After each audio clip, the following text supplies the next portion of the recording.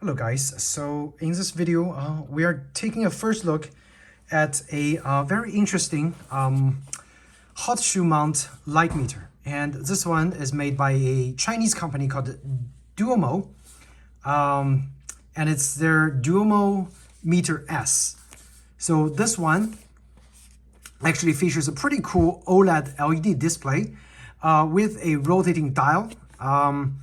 So I bought this because I have a rangefinder camera that's fully mechanical, doesn't feature a light meter, so I am looking for a easy option of integrating a light meter into one of those manual cameras. Now, if I'm out and about with my Olympus or M4 Ti, of course I don't have to worry about light meter because it's got one of the most sophisticated spot metering and central weighted metering light meter in this camera. So, but as my interest for the rangefinder grow, I actually started using my rangefinder camera a lot more than the SLR film cameras. So that is the reason that I got the Meter S. So I ordered it on the Chinese website called AliExpress, and the seller is in China. So basically, I ordered it for about like 3 weeks ago. I ordered the light meter and it arrived to me pretty fast, I would say. The cost is about, I think with tax, $85 plus tax, probably around $90. And it came in 3 weeks. So I'm gonna open up the package and share with you guys how the light meter looks and how it works, because I have already charged the light meter and played around with it today. And I figured out some quirks that I want to also let you guys know before you go out and purchase this particular light meter. So you're gonna see a box with a foam, and on the instruction it says tips. There are stuff under it. So yeah, make sure you don't throw the box away. If you look under the box, you're gonna find a USB-C cable, some tools to actually mount the hot shoe on the light meter, and a quick instructional manual. Now, the manual is thinking in both English and Chinese, but the light meter is actually pretty easy to use. So I'm going to show you guys during the use its functions and some of its features. Okay, so that's pretty much what came in the box. So I'm going to take the light meter out, and I was really surprised by the compact size of this light meter. It's extremely compact, feels pretty solid. It's a solid piece of utility. The dial is metal, the box is metal, including the bottom plate is full metal, charged by a USB-C to USB-A cable, and it's got a pretty good sized battery, enough for I don't know yet. I've only had it for 1 day, but during my 1 day of playing with it, the battery haven't dropped 1 bar from me playing with the light meter. So I would say the battery is probably pretty good. Putting stuff aside. So in here, they provided a free tool and some screws, probably 4 screws.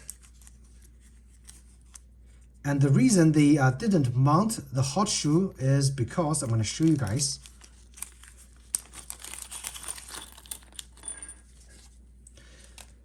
Okay, so here's a screwdriver and 4 screws. And this is the hot shoe mount for the light meter.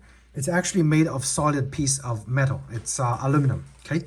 All right, so to mount the hot shoe onto the light meter, it's pretty easy. It took me a couple of tries because I have to figure out the direction. All you have to do, make sure the springy piece is facing downwards towards the light meter, and make sure this little notch is pointing towards the lens. This is the area that you're gonna be mounting the light meter, okay? So I am just gonna give it a try and try to mount it, I would say, all the way on the left side, and we'll see how it fits onto the camera when we actually fit the light meter in there.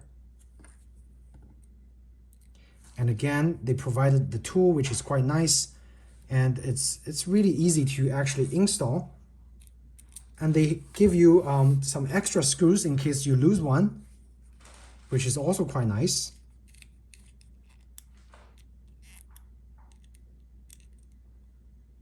So once you have this secured, again, make sure this notch is pointing towards the lens and it's secured, and we're gonna actually put this on my camera. You're gonna just line it up, make sure the spring is engaged, and you just push it all the way in.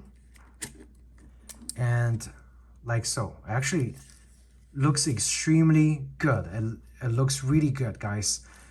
This light meter, I think it's the best looking one out there at this moment, okay? And again, as you can see, I actually accidentally triggered, I actually accidentally turned on the light meter. So I'm just gonna go ahead and show you guys with the thing mounted onto the camera. So it's actually pretty nice. So as you can see, I mounted all the way to the side over here, and it kind of gets pretty close to where my lens is pointing at. So if I'm metering, I make sure it's kind of metering at what my lens is kind of pointing at. You can change the direction slightly off center, but I guess I wouldn't suggest you to do that, because then whatever you're metering is going to be slightly off of what your lens is looking at. So looking at the interface, pretty cool actually, displays quite a lot of useful information. Over here on the top, it tells you the metering mode. On the top is shutter speed priority. On the bottom is aperture priority. To switch between the T, shutter priority, and A, aperture priority, it's super easy. You have one button over here. All you have to do, double tap. It switches instantly from shutter to aperture. And if you double tap again, goes to shutter, okay? And this big dial, of course, quite eye-catchy. This dial is where, when you have the mode selected, you can turn this to change your actual settings, okay? So as you can see, as I turn this, the shutter speed changes and the aperture also changes to correspond to the proper shutter speed. However, there's actually a bug in this, the design of the Doomo Meter S, where the indicated aperture when you turn the dial is actually not corresponding to the properly calculated value when you actually had the meter take a reading. Okay, so that's a bug that I have discovered. I don't know if there's a way to fix it, but I wouldn't turn this dial after I figure out the shutter speed and aperture to figure out a different setting for the aperture once I have one, if I'm in shutter speed priority, because there's a bug. Also, to change the ISO speed, I guess that would be the first thing you do when you get the meter, is really easy. You long press over 5 seconds. You're gonna see the top flashes, but then later on the bottom, the ISO speed actually flashes. And once it flashes, all you have to do, turn it to proper ISO speed. And I'm just gonna show you guys what the ISO speed of the camera is. So you have from ISO 8 all the way to ISO 6400, okay? It's a pretty big range, okay? And usually I'm using ISO 400 film, so I set it to ISO 400. Once you have it set, press the button again, it locks the ISO speed. Now, so again, as you can see, very good information display over here. So if you don't long press for over 5 seconds, if you long press for 3 seconds, you're gonna notice that little flashing icon is gonna come up. See that? That icon indicates it's in constant measuring mode. So you'll see that when I do a reading, oops, I was trying to cover my lens. I was like, why the value is not changing? But I have to remember that it's actually metering outside of the camera, okay? So you guys have to remember that too. So in the constant metering mode, the value is always changing. So it's always metering for 60ths of a second what the proper aperture is. If I cover this, you can see the value drops immediately. And if I lose this, it meters at about a speed of like 3 to 4 times per second. So very responsive metering, okay? So this way you have a constant reading. But I personally don't really like this mode because, again, the value might not be correct if I just move my camera slightly off of my subject. So what I like to do is, again, long press this little function button for 3 seconds and turn off that constant metering mode. So once you see that constant metering mode off, you press once to take a measurement.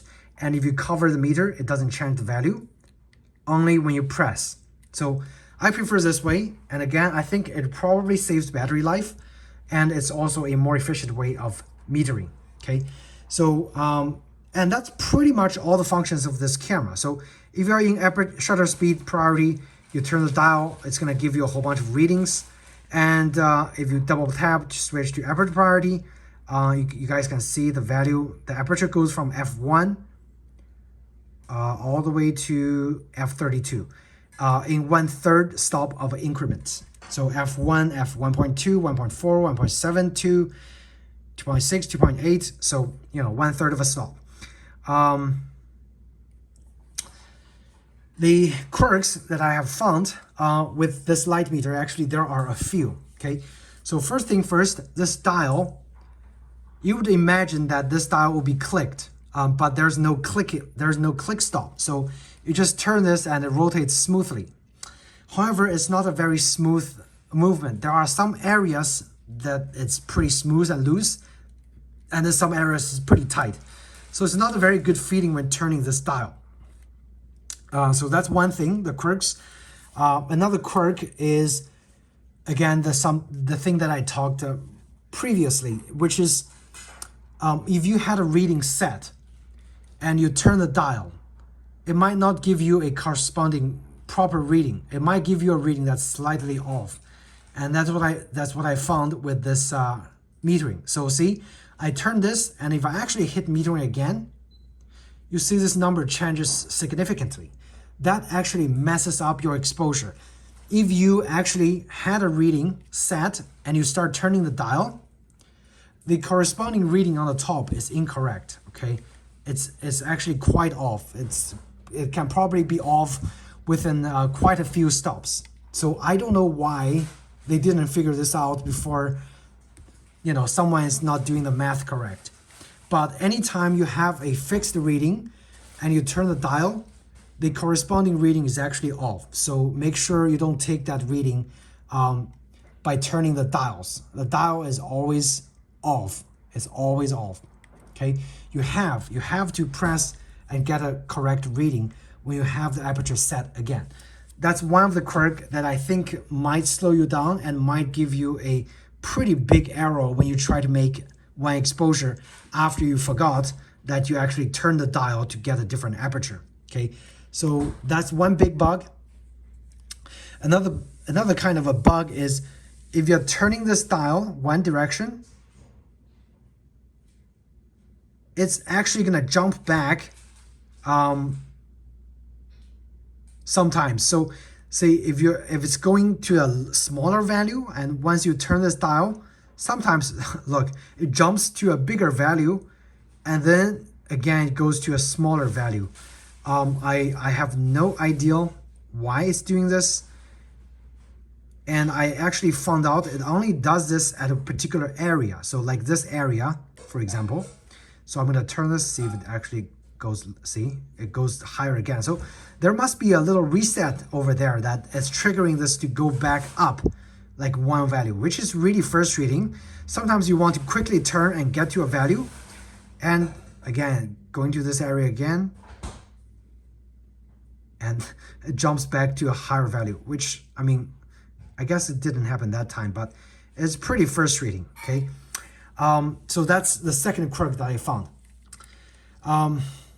The last quirk is you might also get incorrect reading if the camera actually reached its smallest reading. So if you're at f1, which is its smallest aperture reading, and you keep turning the dial, sometimes if you keep turning the dial and it's reached its extreme, it's gonna stuck at f1 or f32. See, it just couldn't be correct. Like f32 at 500th of a second is definitely not equal to f1 at 500ths of a second. So this quirk is actually pretty big, and I haven't figured out a correct way of overriding this quirk, but it is there.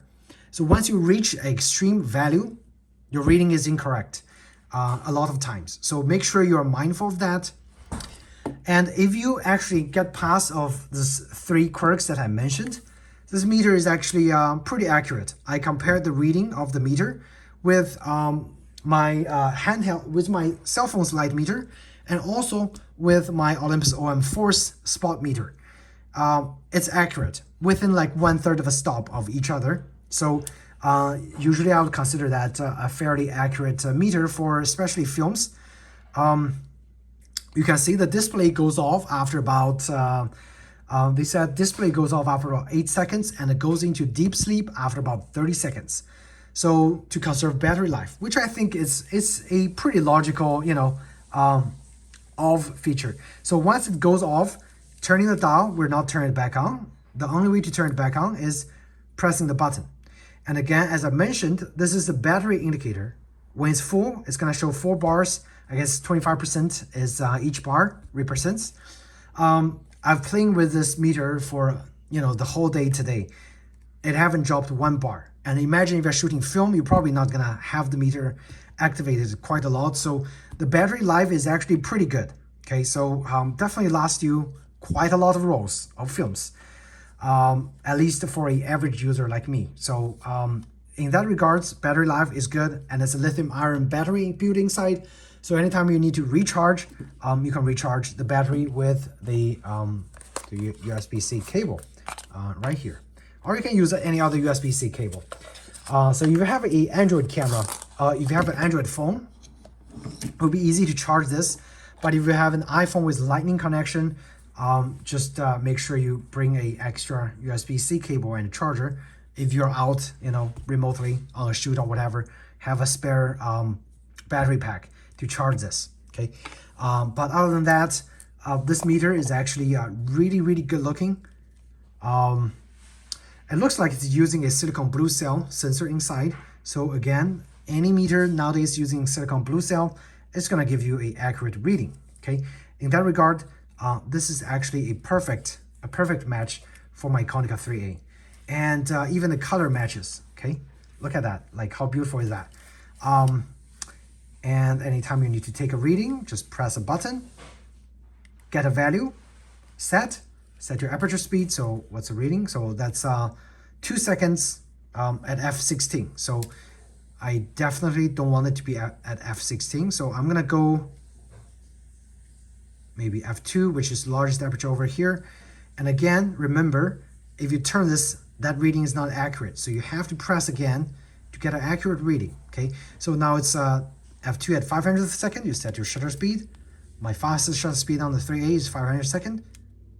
Cock your shutter and take the picture, and you're done. So enough for one composition. And of course, if you don't change your settings as much, when this goes off, you can still use your SAM reading or SAM settings and take more shots. Okay, so yeah, overall, a good try at a OLED displayed hot shoe mount light meter. It's not perfect, and it actually has quite a lot of quirks, but it does work for its intended purpose. In that regard, I would still recommend this meter because it's actually one of the more affordable light meter out there at less than $100. Okay, so if you guys have any questions about this Doomo Meter S, feel free to ask me in the comment section down below, and I'd be happy to answer those questions for you. Hope you found this video helpful in helping you making a decision on whether you should buy this light meter or not. And if it helped, please also subscribe to my channel or hit that like button. Thanks again, and see you in the next video. Take care.